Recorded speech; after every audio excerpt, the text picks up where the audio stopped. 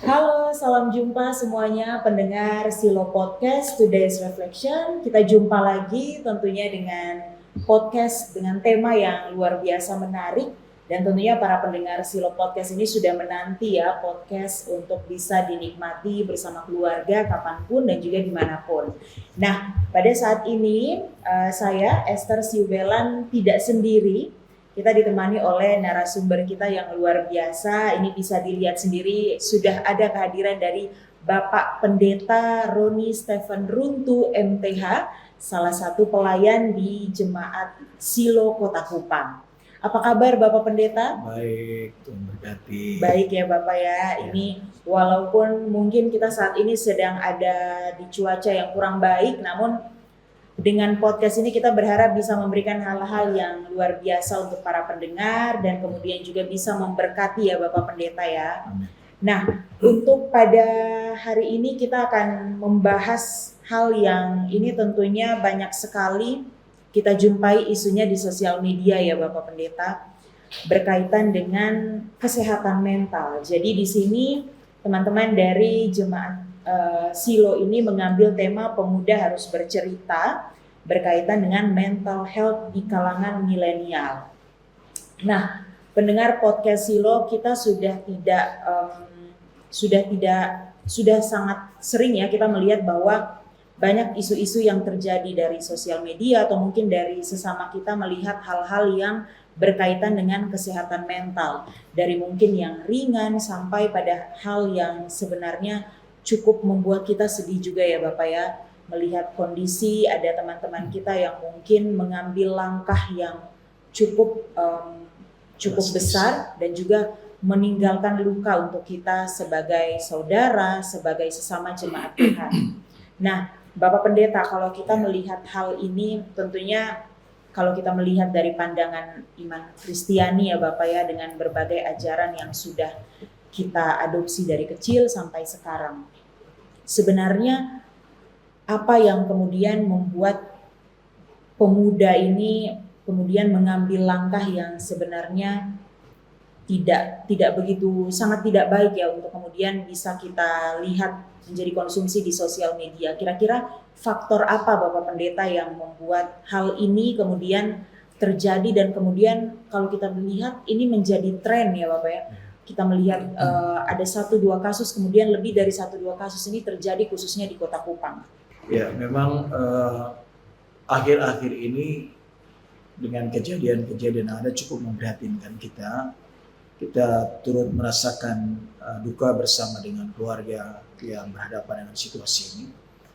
Memang ada kondisi yang harus kita cermati berkaitan dengan kondisi kesehatan mental dari anak-anak kita. Sebab dalam kaitan dengan kesehatan mental itu kan berkaitan dengan aspek emosi, aspek kejiwaan, aspek psikis seseorang.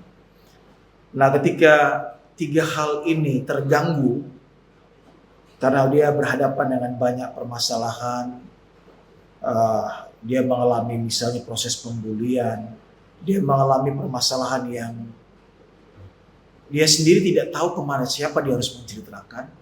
Dia tidak memiliki orang-orang yang dia yakini bisa membantu dia keluar dari banyak masalah itu. Ya, kemudian kesehatan mentalnya terganggu dan pada akhirnya ya kita menemukan kejadian-kejadian seperti ini. Mengambil jalan pintas yang drastis, yang ekstrim dengan mengakhiri hidupnya. Jadi ketika kesehatan mental seseorang baik secara kejiwaan, emosi dan psikisnya terganggu, ya, kita tidak bisa memungkiri kejadian-kejadian ini akan terus berulang sebenarnya dalam kehidupan yang dihadapi oleh anak-anak kita, adik-adik kita. Oke. Nah, Bapak kalau misalnya tadi Bapak bilang bahwa ini kan sesuatu yang banyak faktor ya Bapak ya. Namun kalau kita lihat saat ini dari pandangan gereja sendiri ya Bapak sebagai pelayan Tuhan juga yang cukup dekat dengan pemuda-pemudi yang ada di Jemaat Silo atau mungkin di Kota Kupang. Kalau Bapak lihat kira-kira faktor apa yang paling memainkan peran sangat penting untuk kemudian membuat anak-anak muda ya. Mungkin memang hal ini tidak hanya terjadi khusus untuk anak muda saja Bapak, tapi kalau kita lihat isu yang terjadi ini kan memang mayoritas masih teman-teman kita ya, seumuran anak-anak muda yang sebenarnya masih panjang sekali perjalanan yang ada di depan, kemudian memilih untuk mengakhiri hidupnya. Kira-kira faktor apa yang kemudian memainkan peran yang sangat penting, Bapak? Ya, memang kasus-kasus seperti itu tentunya multifaktor penyebabnya. Misalnya yang pertama dari pribadi itu sendiri, pribadi anak itu sendiri. Kalau memang anak ini memiliki kecenderungan anak yang tertutup, sulit untuk terbuka, dia introvert dengan dirinya sendiri. Kemudian dalam relasi sosial juga tidak ada ruang bagi mereka untuk mampu mengkomunikasikan apa yang menjadi beban-beban pribadi mereka. Karena relasi sosial dalam keluarga juga mungkin terganggu. Ya, komunikasi tidak berjalan baik antara anak dengan orang tua atau sebaliknya. Ya, bisa juga disebabkan oleh karena faktor sosial, yaitu faktor lingkungan di mana dia tumbuh dan kembang. Ya, dan faktor-faktor seperti itu menurut saya menjadi faktor yang dominan untuk atau menyebabkan seseorang mengambil jalan pintas seperti itu. Dan juga pada akhirnya kita harus mengatakan relasi iman dari anak itu kepada Tuhan. Kalau segala sesuatu tidak berjalan secara seimbang, bagi saya memang memungkinkan untuk terjadinya seperti itu. Kalau lingkungan dia orang yang introvert, kemudian dia juga sulit untuk membangun relasi yang baik, terbuka untuk menceritakan beban hidupnya, keluarganya juga mungkin tidak memberikan perhatian yang baik, lingkungan sosialnya juga lingkungan yang masa bodoh, yang permisif, yang tidak mempedulikan, yang tidak mensupport dia untuk dia mampu bertahan, dan juga relasi iman anak itu kepada Tuhan juga sedang mengalami proses yang terganggu dalam tanda kutip. Ya, ini membuat peluang besar untuk adik-adik kita melakukan tindakan-tindakan seperti itu. Nah, tadi Bapak Pendeta sempat menyinggung sedikit berkaitan dengan relasi sosial ya Bapak ya. Kalau kita lihat sekarang ini kan malah anak-anak muda ini sangat dimudahkan dengan relasi sosial ya. Kalau kita lihat bahwa anak-anak muda ini adalah anak-anak yang sangat pro untuk berkaitan dengan hal-hal sosial media, konten-konten yang ada yang bisa kita nikmati di sosial media. Namun harusnya kan kalau melihat dari relasi sosial itu kan harusnya anak-anak muda ini berada dalam kondisi yang baik-baik saja ya Bapak ya. Karena mereka bisa bersosialisasi dengan baik, kemudian bisa menikmati konten yang dan juga informasi-informasi yang sudah disajikan di sosial media. Tapi kenapa kemudian malah bertolak belakang dengan kejadian yang terjadi saat ini? Kalau kita lihat ke belakang zaman-zaman yang mungkin orang tua kita itu kan mereka masih sangat awam dengan sosial media ya Bapak, namun kasus-kasus yang berkaitan dengan kesehatan mental, kemudian kasus bunuh diri itu kan sangat jarang terjadi. Nah, kalau dari pandangan Bapak Pendeta sendiri seperti apa? Ya, dari sudut pandang saya sendiri, Pak, justru dengan begitu banyak kemudahan yang didapatkan oleh anak-anak kita melalui media sosial,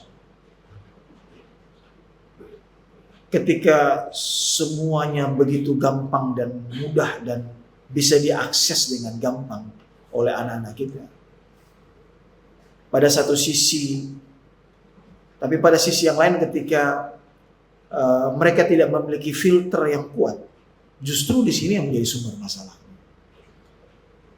Dalam relasi sosial yang muncul, kita melihat contohnya sekarang misalnya munculnya pemahaman tentang strawberry generation itu.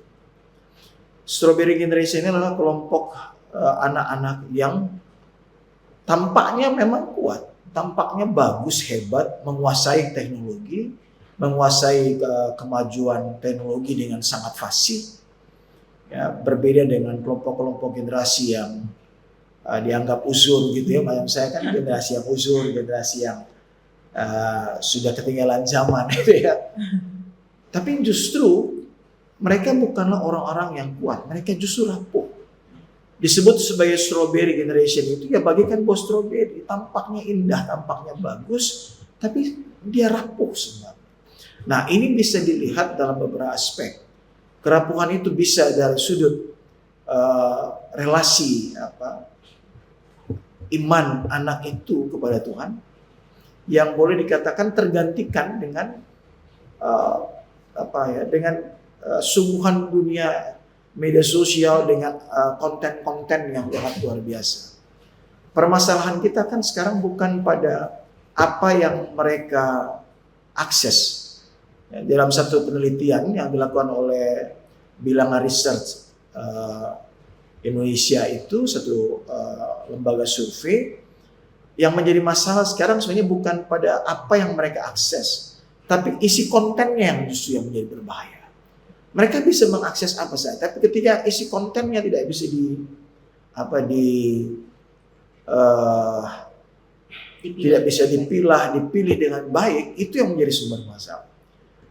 Nah, apalagi di tengah lingkungan sosial yang sangat permisif sekarang. Ya, ini memang bagi saya menjadi satu kendala tersendiri bagi adik-adik muda kita yang disebut dengan apalagi generasi Gen Z atau generasi milenial ini. Ketika mereka tampaknya kuat, tapi sebenarnya mereka rapuh. Gitu. Nah, disinilah yang menurut saya akan mudah kita berhadapan dengan kenyataan-kenyataan yang seperti ini. Salah satunya adalah kasus bunuh diri ini, yang memang fenomenanya akhir-akhir ini kita dari gereja juga merasa sangat prihatin, kita merasa sedih dengan kenyataan ini. Dan ini memberikan sebuah tanggung jawab besar gereja untuk melakukan sesuatu, terutama melakukan pendampingan kepada adik-adik kita. Ya. Oke, baik Bapak. Nah, kalau tadi Strawberry Generation ya Bapak ya, kalau terlihatnya tuh seperti sangat indah, kemudian tapi mungkin di dalamnya kita masih sangat rapuh Bapak. Nah, kalau melihat dari kondisi ini Bapak, dan juga kita lihat dari hal-hal yang kita jumpai juga di lingkungan kita sendiri, sebenarnya kan dari sosial media ya, kita kembali lagi kalau tadi Bapak bilang juga bahwa sosial media ini juga memainkan peran juga yang sangat penting. Nah, banyak dari kita yang kemudian ingin terlihat baik, ingin terlihat oke, ingin terlihat lebih dari layar HP, layar gadget kita semuanya. Namun kalau kita lihat bahwa sebenarnya apa yang ditampilkan itu tidak ada korelasinya dengan kondisi kita yang ada di dalam diri kita sendiri, di dalam hati kita sendiri. Jadi mungkin kita terus berlomba-lomba untuk menampilkan sesuatu yang indah untuk dinikmati oleh orang lain, tapi kita sendiri lupa bahwa kita juga harus merasa tercukupi dan juga menerima diri kita seutuhnya Bapak. Nah, ini berkaitan dengan penerimaan. Kalau tadi sempat kita sudah ngobrol dengan Bapak Pendeta ya sebelum kita take podcast ini, Bapak Pendeta menekankan bahwa bagaimana adanya penerimaan yang baik terkait keberadaan diri kita, keberadaan keluarga kita, kondisi kita, lingkungan yang sudah dianugerahi oleh Tuhan. Bagaimana kemudian anak-anak muda ini yang sudah terbiasa disajikan hal-hal yang instan, hal-hal yang indah, kemudian belajar untuk menerima dan juga mengalami penerimaan diri yang baik, sehingga kemudian ini menunjang langkah-langkah ke depan yang diambilnya. Memang ini yang menjadi salah satu ya di antara masalah yang harus kita perhatikan. Ada satu istilah yang sekarang sering kali muncul dan adik-adik kita pasti tahu, itu tentang insecurity. Mereka mengalami satu kondisi di mana ya mereka sulit menerima apa yang Tuhan sudah beri. Mereka tidak merasa aman dan nyaman dengan apa yang sekarang sudah Tuhan anugerahkan. Mengapa? Karena mereka selalu membandingkan dengan orang lain. Kok kawan, beta mau kawan ini orang tuanya dia minta apa, kasih. Dia minta apa, kasih. Sementara beta nih, beta mama tidak punya uang, nggak selalu alasan tidak punya uang, karena kita tidak punya apa-apa. Kenapa dia cantik ya, kok beta begini-begini gitu kan ya. Jadi proses-proses ini tanpa sadar sebenarnya yang disebut dengan insecurity itu bisa membuat mereka akan jatuh pada gagal untuk menerima atau gagal untuk meyakini bahwa mereka sebenarnya orang yang diberkati Tuhan. Mereka punya potensi, punya daya tahan yang kuat.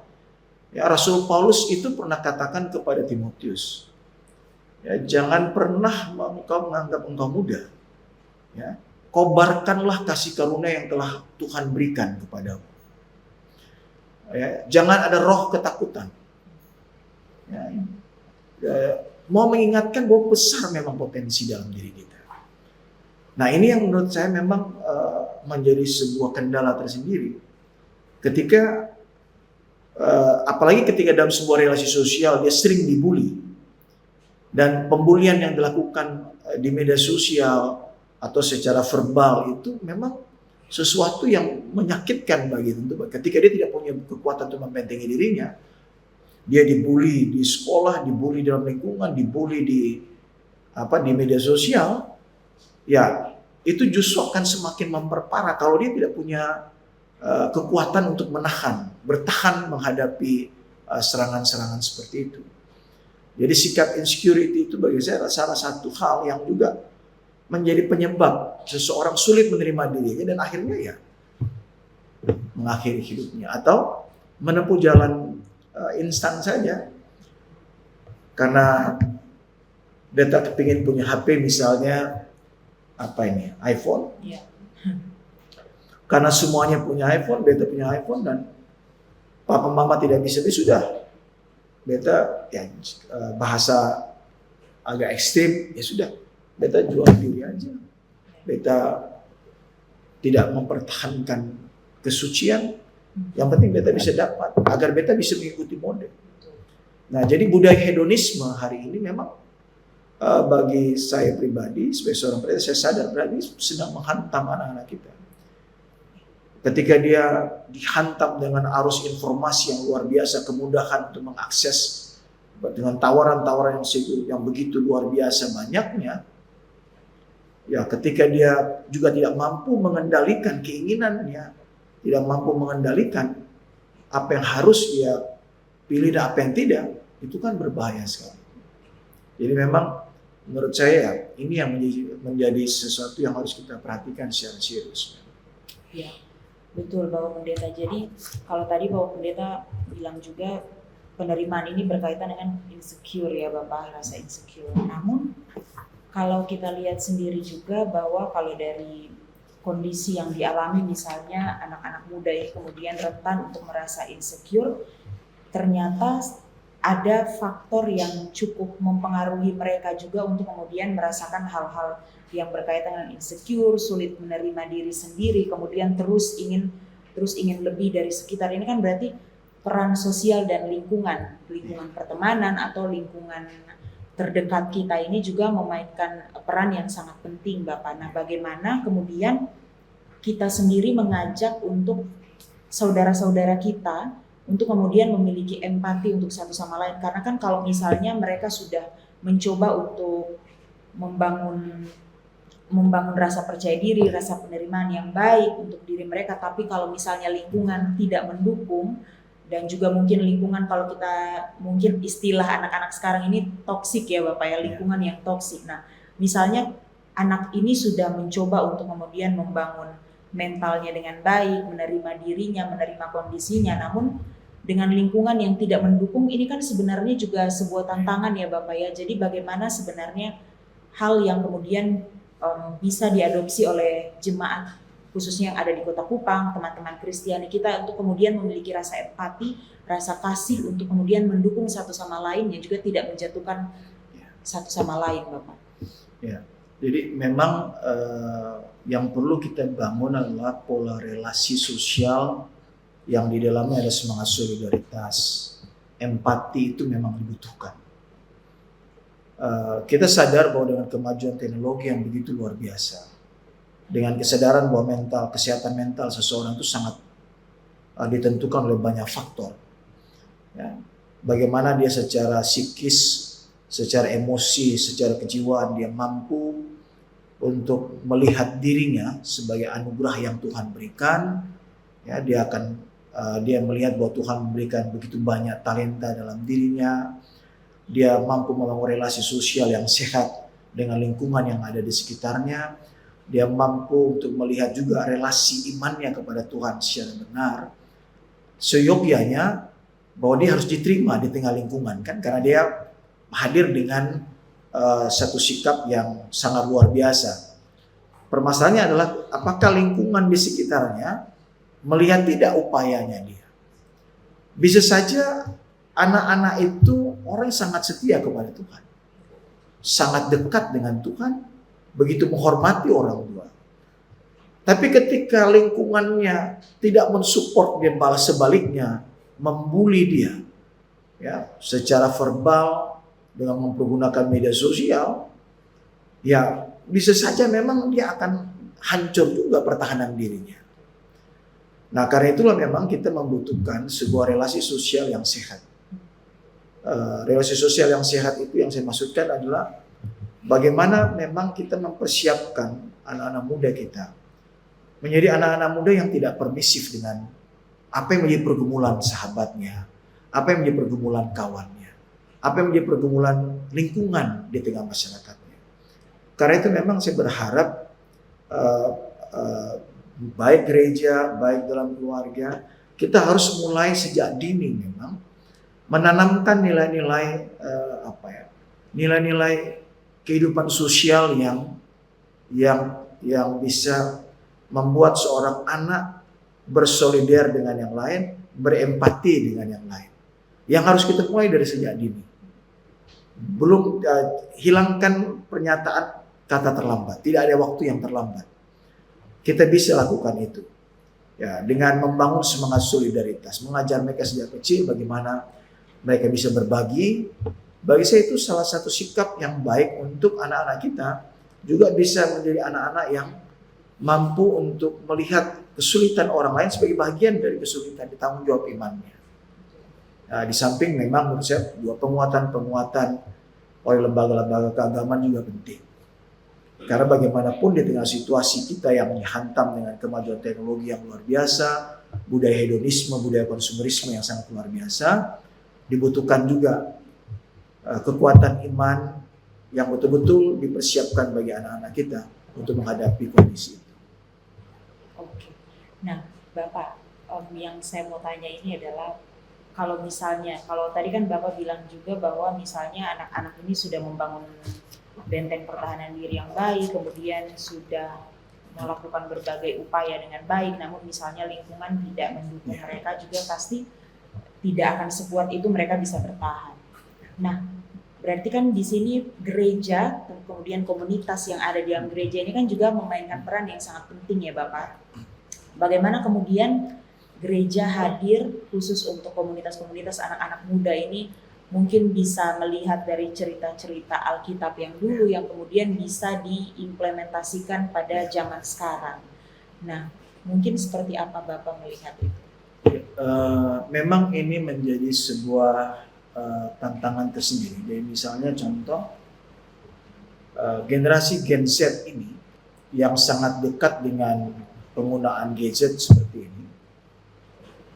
Ada yang mengatakan bahwa karakteristik generasi Gen Z adalah generasi yang terikat dengan dunia digital, ya, dan relasi sosial mereka menjadi berkurang karena mereka terlalu individual. Gitu. Nah, dampak negatif dari sikap individual pada generasi Gen Z yang ya hari-harinya dengan mempergunakan satu HP dan selalu berkomunikasi semu begitu, itu berakibat bahwa relasi sosial mereka menjadi lemah. Nah, karena itu memang yang perlu diperhatikan sekarang adalah bagaimana gereja, bagaimana keluarga secara serius memang memberikan pembelajaran keteladanan yang konkret kepada mereka. Ya. Memberikan pembelajaran konkret kepada anak-anak, pada para pemuda, para remaja kita untuk mampu berempati sebenarnya dengan kesulitan orang lain, dengan pergumulan orang lain, dengan kesusahan orang lain, dengan kemampuan mereka untuk berbagi. Nah, ini yang penting. Seringkali kita beranggapan bahwa saya bisa berbagi kalau saya punya kelebihan. Padahal prinsipnya adalah walaupun kita tidak punya kelebihan, tapi kita bisa berbagi. Berbagi tidak harus dilihat secara materi, tapi kehadiran kita yang memulihkan, kehadiran kita yang menyembuhkan orang lain, itu adalah bagian dari proses juga menurut saya. Ya, menunjukkan sikap empati, solidaritas kita. Karena sikap permisif ini memang bagi saya sesuatu yang berbahaya kalau sampai terjadi di kalangan anak-anak muda kita. Ya jangan heran karena sikap permisif itu ya, ketika seorang kawan dibully, ya dia masa bodoh aja. Itu kan urusannya, bukan urusannya. Nah kalau kondisi seperti ini terus hidup, ya ini memang berbahaya. Ya, karena itu memang pada akhirnya benar. Kita harus meyakinkan anak-anak kita untuk kembali kepada Alkitab. Apa yang Tuhan katakan tentang membangun pola relasi kepada sesama. Ya. Sebuah komunitas Kristen yang saling mengasihi, yang saling melindungi. Komunitas Kristen yang di dalamnya kita berjumpa dengan orang-orang yang hadir sebagai pemulih-pemulih. Saya pakai istilah pemulih dan penyembuh. Orang yang tersakiti, ya ketika kawannya sedang beban berat, dia bisa memberikan kehadiran yang membebaskan dia. Dia bisa menjadi sahabat, mendengarkan keluhannya, ya bukan menghakiminya dia. Ya. Berarti peran komunitas pemuda-pemudi, khususnya pemuda-pemudi Kristen ini sangat baik ya untuk sesama kita. Bagaimana tidak hanya kehadiran seperti yang Bapak bilang, kehadiran berbagi itu tidak berkaitan dengan hanya melulu materi. Misalnya kita punya materi yang lebih, kita berbagi, kita bisa menolong orang, tapi dengan kita hadir, mendengar, kemudian bisa meluangkan waktu untuk mengerti permasalahan yang dihadapi, itu sudah sangat meringankan orang ini ya Bapak ya. Nah kalau dari teman-teman jemaat Silo sendiri Bapak, mungkin ini kan jemaat yang sangat aktif juga ya kalau kita lihat di Kota Kupang. Bagaimana Bapak melihat anak-anak muda sendiri khususnya di jemaat Silo ini, apakah sudah cukup sangat baik kondisinya atau mungkin ada hal-hal yang perlu untuk terus diperbaiki, kemudian bagaimana bisa berdampak juga tidak hanya di kalangan Silo saja tapi juga bisa memberikan berkat untuk anak-anak muda yang berada di luar jemaat Silo. Saya kurang lebih 3 tahun di Silo. Saya sadar bahwa ada potensi yang besar yang Tuhan berikan. Dan potensi besar itu harus terus dipupuk untuk semakin kuat. Bukan sekedar dengan kegiatan-kegiatan, memang benar kegiatan bisa menyatukan. Tapi lebih daripada itu adalah membangun semangat persaudaraan yang lebih kuat. Semangat solidaritas dan empati di antara kawan-kawan itu yang harus kuat. Mengapa ini menjadi penting? Karena banyaknya program yang dijalankan, tapi kalau kekurangan empati kan akan sangat sulit dalam membangun sebuah relasi. Nah, karena itu yang harus dikembangkan lagi, sudah berbagai kegiatan sudah dilakukan ya. Tapi yang penting lagi yang tidak boleh dilupakan adalah membangun semangat solidaritas yang kuat. Di antara kawan-kawan, di antara mereka dalam usia sebaya, sehingga mereka bisa lebih saling memperhatikan. Begitu. Memang bagi saya ini penting karena banyak sekali, ini macam contoh kasus di Surabaya. Ada satu keluarga, seorang ini yang sempat heboh waktu itu, di mana seorang ibu memutuskan mengakhiri hidup anak-anaknya dengan cara diberikan, kalau tidak salah, racun tikus ya, semacam potas begitu. Diberikan dan anaknya diracun dan akhirnya dia meracuni diri sendiri. Saya sangat tertarik dengan pernyataan seorang kriminolog yang bilang begini, sebenarnya ibu ini tidak harus mengalami kesulitan. Dia tidak harus membunuh anak-anaknya. Dia tidak harus mengambil jalan yang ekstrim ini. Seandainya saja lingkungan yang terdekat dengan rumahnya peduli dengan orang itu. Seandainya lingkungan dalam rumah, di sekitar rumah itu adalah orang-orang yang tidak permisif, pasti ibu ini tidak akan sampai pada titik itu. Karena dia melihat bahwa tidak ada orang yang peduli, tidak ada sahabat yang peduli, tidak ada keluarga yang peduli. Dan dia merasa sendiri, makanya diputuskan di akhir hidupnya. Dia tahu bahwa dia tidak mau melihat anak-anaknya menderita. Ya, kita tahu kan perkembangan kasus ini memang pada akhirnya juga mendapat perhatian serius karena ibu ini sudah mengalami memang kondisi yang sangat depresif sekali. Tapi saya belajar dari itu.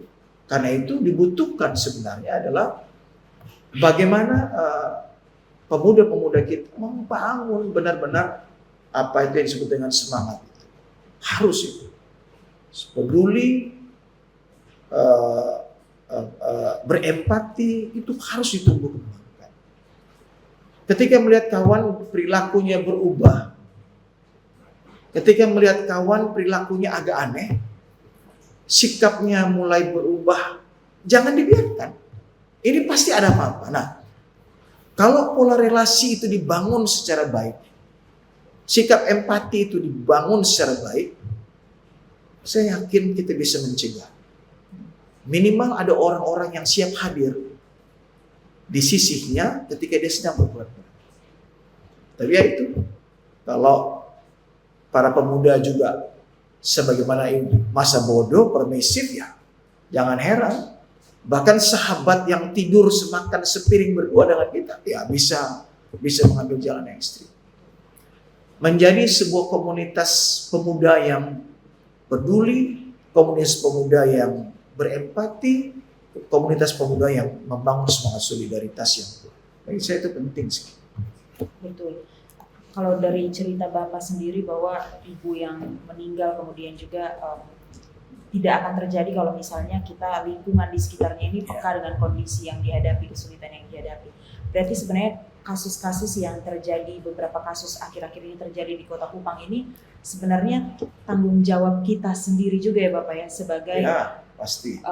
Jemaat Tuhan juga yang tinggal di satu kota yang sama, kemudian melihat realita bahwa saudara kita, saudara seiman kita ini kemudian mengambil jalan pintas. Ini kan sebenarnya kita pun harusnya merasa bersalah dengan diri kita, yang mempertanyakan sebenarnya apa yang dihadapi oleh teman kita, saudara kita ini yang kemudian tidak kita ketahui atau mungkin tidak kita sadari bahwa ada suatu hal yang salah seperti itu Bapak. Nah, seperti ini kalau melihat kondisi yang terjadi dengan kejadian yang beberapa waktu belakangan ini terjadi.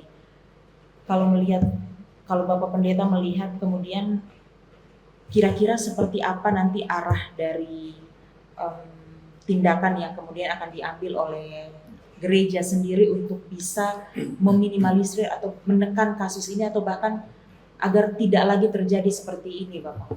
Ya, memang biasanya ini yang pertanyaan yang penting. Apa yang dapat kita lakukan sekarang? Saya mengenyampingkan kata terlambat. Tidak ada kata terlambat. Gereja, karena kita kan punya sistem PAG kita yang cukup baik sebenarnya. Pembekalan bagi anggota warga gereja kita, mulai dari kasasi dan seterusnya.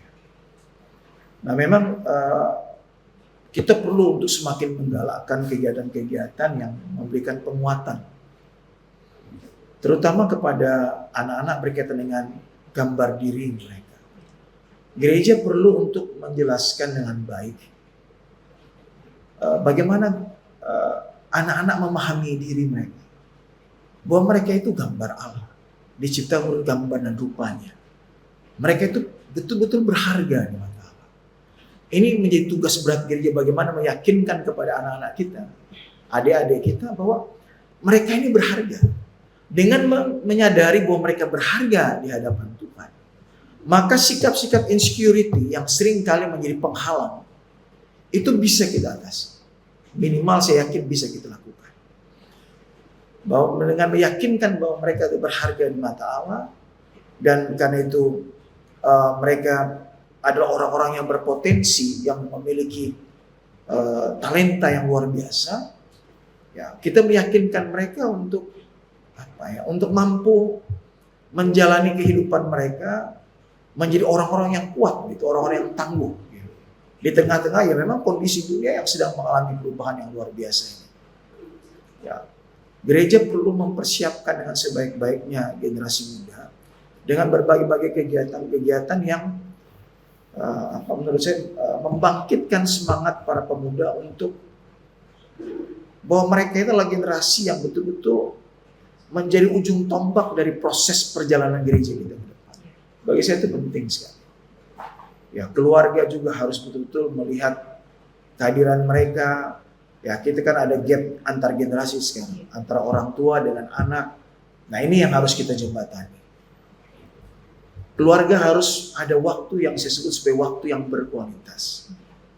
Kalau waktu yang berkualitas ini kurang di tengah keluarga, ya memang akan menjadi masalah.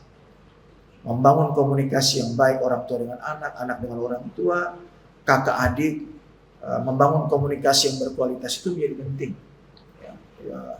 Ya, beberapa hal sederhana yang bisa kita lakukan untuk itu.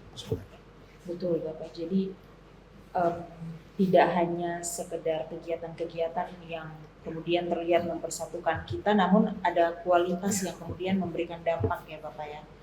Nah, kalau melihat dari hal-hal seperti ini Bapak, apa sebenarnya, kalau ini kan sebenarnya gereja pun terus melakukan upaya-upaya yang baik. Nah, bagaimana kemudian jemaat khususnya anak-anak muda yang kalau kita lihat juga mungkin jaraknya untuk bisa terlibat dalam kegiatan gereja, keagamaan ini kan mungkin tidak semasif pada waktu dulu ya Bapak ya. Jadi sekarang seperti yang Bapak bilang juga, kita ini cenderung lebih individualisme.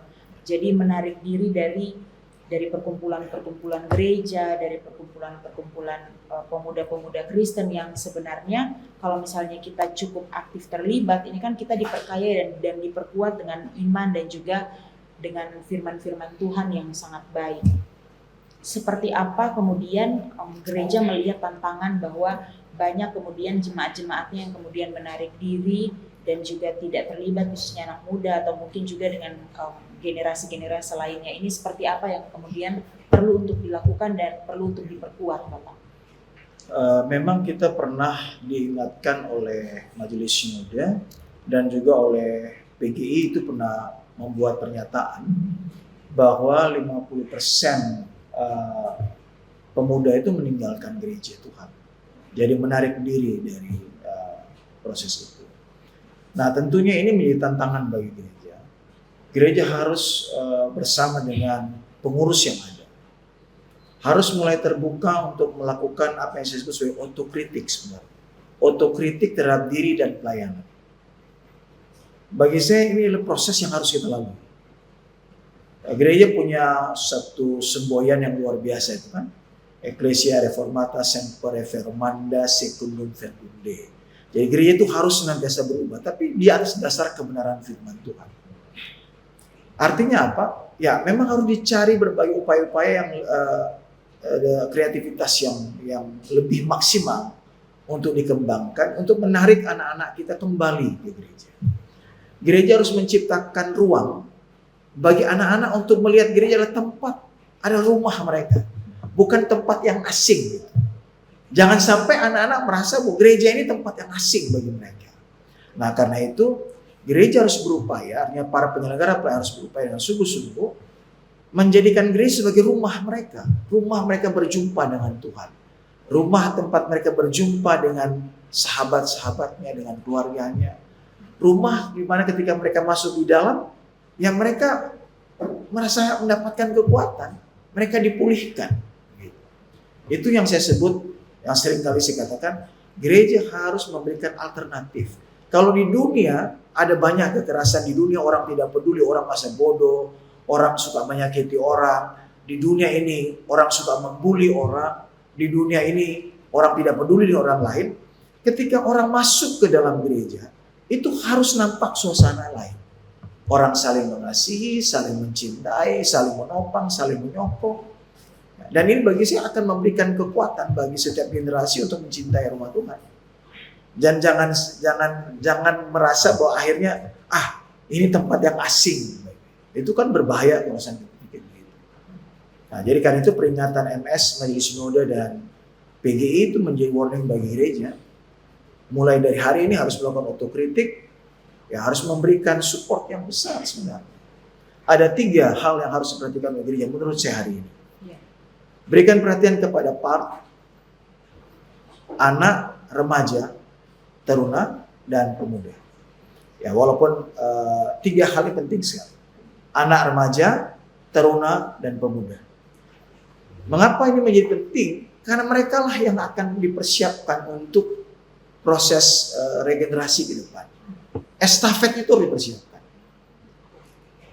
Kalau gereja hanya fokus kepada para orang tua, tidak salah, benar, memang harus. Tapi harus berani, kita harus ada skala prioritas kan. Apalagi dengan semakin kompleksnya permasalahan di kalangan anak muda, remaja, ya gereja harus terbuka untuk hal ini. Memberikan perhatian yang sungguh-sungguh kepada anak remaja, teruna, dan pemuda. Bagaimana caranya? Dukungan dana, itu penting. Itu alat support support system bagi mereka. Ya, kita berharap dengan pola-pola seperti ini, kejadian-kejadian walaupun kita tidak katakan akan berakhir sama sekali, mungkin tetap akan terus terjadi. Tapi minimal kita bisa ya minimal anak-anak kita janganlah melakukan itu. Ada ruang di mana mereka bisa mencurahkan inisiatif mereka.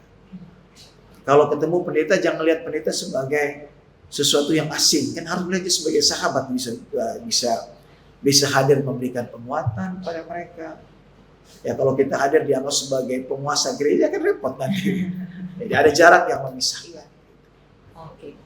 Nah, Bapak Pendeta, kalau tadi Bapak bilang bahwa ini kan dari Majelis Sinode juga, kemudian dari PGI juga sudah memberikan arahan-arahan untuk kemudian bisa diadopsi oleh setiap gereja yang ada. Kemudian bagaimana menjadikan gereja ini sebagai rumah tempat orang untuk pulang, tempat orang untuk bercerita, berkeluh kesah, untuk berteduh dari berbagai macam persoalan yang dihadapi.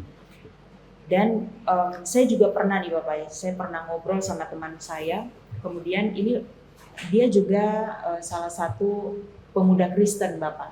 Jadi dulu pada saat kuliah kita sempat ngobrol-ngobrol karena teman saya ini dia dari kecil mungkin ya, dari faktor keluarganya juga mungkin ada kurang harmonis, kemudian membuat dia ini menjadi tertutup dan kemudian terkadang menyakiti diri dia sendiri.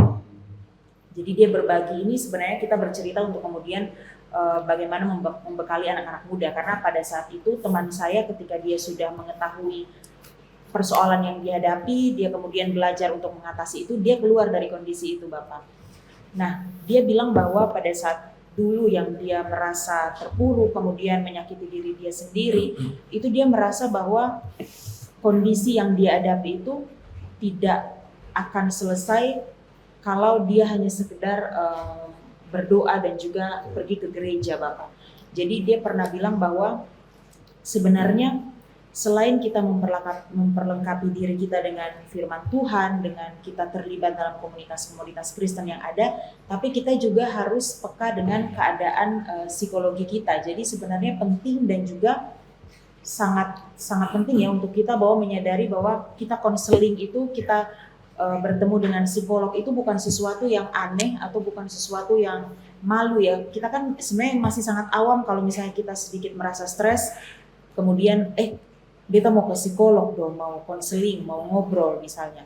Nah itu tuh masih sangat dianggap sesuatu yang aneh. Padahal kan sebenarnya kita harus menyadari juga bahwa kita ini manusia ya. Jadi secara batin dan fisik ini kita harus benar-benar dalam kondisi yang baik. Jadi sekedar kita berdoa juga, tapi kita juga bagaimana memperhatikan kondisi kita dengan adanya bantuan-bantuan yang seperti ada psikolog dan lain sebagainya. Nah, kalau Bapak lihat sendiri bagaimana tren pemuda Kristen ini kemudian bagaimana untuk diperlengkapi kuat secara iman, secara firman Tuhan, tapi juga bagaimana memperlengkapi diri dengan pengetahuan sehingga itu kan bisa berjalan dengan seimbang ya Bapak. Ya, memang tentu pendekatan kita harus secara holistik ya. Selain kembali kepada apa yang Tuhan kehendaki untuk kita lakukan, dalam ketaatan dan kesetiaan kita kepada Tuhan, memang kita sudah harus berani untuk mengatakan bahwa ada pada kondisi tertentu di mana kita membutuhkan kehadiran orang lain untuk menjadi penolong bagi kita.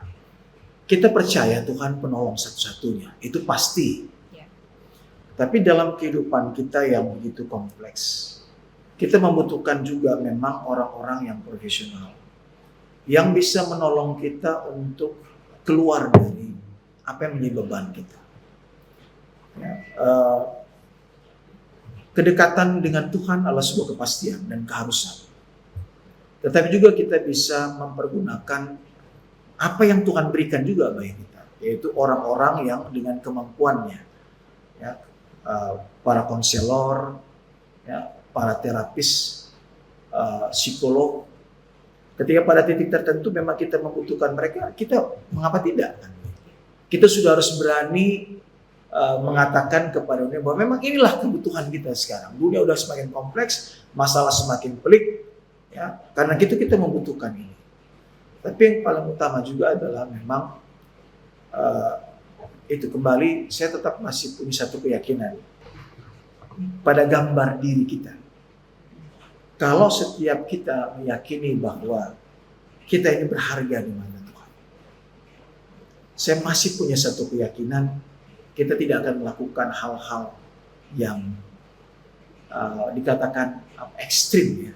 Misalnya melukai diri sendiri, kemudian apalagi sampai mengakhiri hidup. Kalau kita semua menyadari bahwa tubuh ini adalah pemberian Tuhan yang terbaik, yang terindah, kita tidak akan menyakitinya. Tubuh ini kan bukan sekedar tubuh tanpa jiwa. Tubuh dan jiwa itu kan satu kesatuan yang tidak dipisahkan. Karena itu kesehatan mental adalah juga bagaimana secara rohani dan spiritual dia harus berjalan bersama-sama. Jadi kita secara spiritual, secara rohani, secara jasmani dia harus jalan bersama-sama. Secara emosi, secara kejiwaan, secara psikis itu juga harus berjalan bersama-sama dengan kehidupan spiritualitasnya. Nah, karena itulah menurut saya memang ini yang perlu kita perkuat, ya, pendekatan holistik ini memang penting. Ya, untuk bagaimana kita bisa mencegah jangan sampai terjadi peristiwa-peristiwa yang sangat ekstrim seperti ini. Karena kan kalau saya lihat ini misalnya cenderungannya masalah isunya kan lebih banyak ke masalah pacaran, putus cinta, kemudian mengakhiri hidupnya. Ya, masalah-masalah yang memang sebenarnya bisa teratasi. Itu satu kali lagi kita adalah jadilah orang-orang, sahabat-sahabat, pemuda-pemuda sang pemulih bagi yang lain. Saya pikir itu penting. Kehadiran yang memulihkan. Nah, kehadiran memulihkan inilah menurut saya jawaban dari kondisi sekarang. Ya, jadi gereja memberikan alternatif. Kalau di dunia orang kuat dengan pemulihan, ya janganlah dalam gereja terjadi pemulihan. Nah, yang berbahaya adalah di gereja pun terjadi pemulihan. Kalau sampai pada titik ini, ya memang orang akan kehilangan kepercayaan pada gereja.